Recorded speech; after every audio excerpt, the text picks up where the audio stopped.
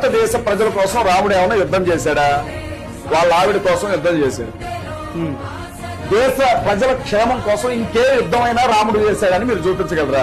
అయ్యప్ప మాలలు వేసుకుంటే జై శ్రీరామ్, కృష్ణ భక్తులు జై శ్రీరామ్, విష్ణు భక్తులు జై శ్రీరామ్. రాముడు వీళ్ళందరికీ దేవుడా అంటున్నాను నేను. రాముడు హిందువులకు ధర్మానికి నిదర్శనం.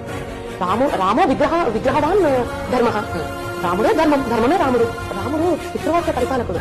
రాముడు ఎంతమంది అంటే అంతమందిని వివాహం చేసుకున్నటువంటి వాడు కాదు రాముడు. రాముడు ఏకపత్నివ్రతుడు.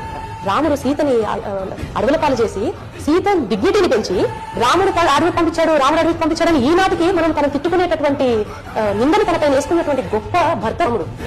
రాముడు ఒక గొప్ప నాయకుడు. శబరి లాంటి ఒక వల్నరబుల్ మహిళ వచ్చి ఎంగిలి పండిస్తే కూడా తిన్నాడు. ఈ రాముడు భరతుడు శత్రుఘ్నుడికి పరిపాలించుకోండి అని చెప్పినటువంటి ఒక గొప్ప అన్న. అన్నిటికంటే ముఖ్యంగా తను కౌశల్యకి పుట్టిన కైకేయి కోసము అడవులకు వెళ్ళినటువంటి ఒక గొప్ప మనసున్నటువంటి రాజు, మనసున్నటువంటి వ్యక్తి రాముడు.